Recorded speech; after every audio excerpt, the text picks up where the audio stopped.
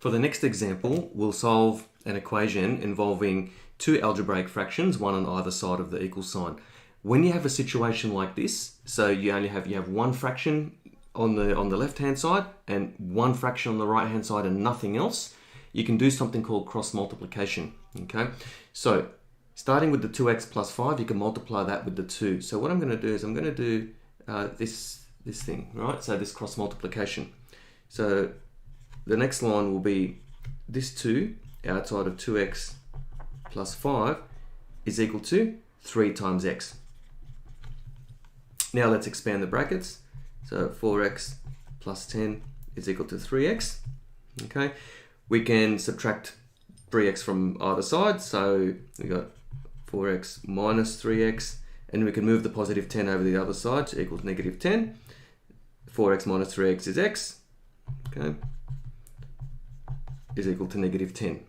Okay, now again, I would highly encourage you to check your answer. Make sure that left hand side equals right hand side when you substitute in negative 10. So let's use the same strategy. I might just adjust the lighting a little bit just so you can see that.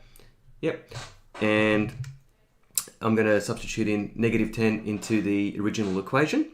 So what we're going to do is, first of all, let's store negative 10 into the correct location in the calculator's memory. So I'm going to use the pronumeral x here, the red x. Okay, so shift RCL x. Okay, and you should have a negative 10 with a little arrow pointing to x. So that means that x is now contains the value negative 10.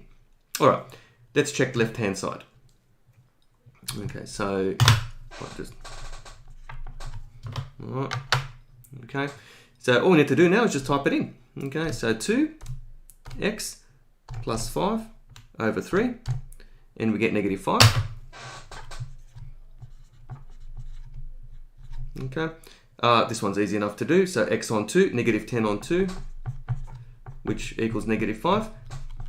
Left hand side equals right hand side. Therefore, x equals negative 10 is correct.